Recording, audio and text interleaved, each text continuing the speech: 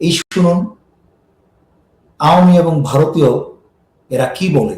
তারেক রহমান শপথ নেওয়ার আগেই তারেক রহমানকে হত্যা করার বা তারেক রহমানের মৃত্যু নিয়ে তারা কথা বলতে শুরু করছে। বাংলাদেশ থেকে দুটো টুকরো বের করে নেয়া, একটা রংপুর ডিভিশন, অন্যটা চট্টগ্রাম ডিভিশন। যেটুকু অংশ বাকি থাকবে সেইটা নিয়ে থাকবে বাংলাদেশ। তারেকের বেঁচে থাকার উপর নির্ভর করছে আগামীর বাংলাদেশ কিভাবে যাবে। তাকে যে নিয়ে সাফল্যের একটা চেষ্টা করা হচ্ছে, সেটার দিকে যাবে, সেটা যাবে নাকি সেটা হেরে যাবে, সেই চেষ্টা সেটা নির্ভর করছে এই মুহূর্তে অন্তত তারেকের বেঁচে থাকার উপর। বিএনপি যদি ভারতকে দেহ এবং মনও দিয়ে দেয়, তবুও ভারতের মন কখনো জয় করতে পারবে না। ভারত আওয়ামী লীগকেই ভালোবাসবে।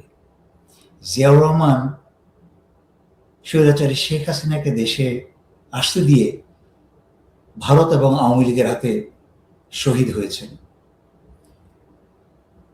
তারেক রহমান একই ভুল পথে চলছে।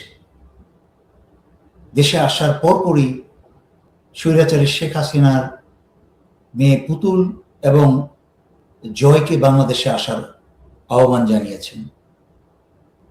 সেই একই ভুল।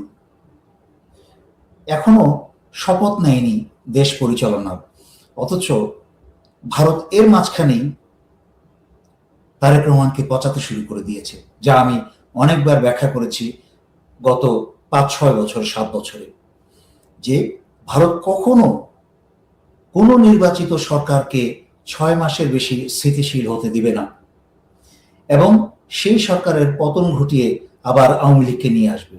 আমরা তারই লক্ষণ দেখছি। সারা বাংলাদেশে বিএনপি যেই ধরনের অপকর্মে লিপ্ত হয়েছে, তাতে কিন্তু সবাই তারেক রহমানের দিকেই আঙুল তুলছে। এটা কিন্তু বিচ্ছিন্ন ঘটনা নয়, এটা ভারতের পরিকল্পনার অংশ, যেন আগামী 1 থেকে 1.5 বছরের মাঝখানে বিএনপি এবং তারেক রহমানকে পচিয়ে আবার মধ্যবর্তী নির্বাচনের ব্যবস্থা করতে বাধ্য করা হয়, যেন আওয়ামী লীগকে নিয়ে আসা যায়। আমি সেইটার উপরে অনেকবার অনেক ভিডিওতে বলেছি যে তার জন্য দিল্লিতে বসিয়ে পুতুলকে হাসিনার চেয়ে আরো 10 গুণ বেশি হিংস্র করে প্রশিক্ষণ দেওয়া হচ্ছে।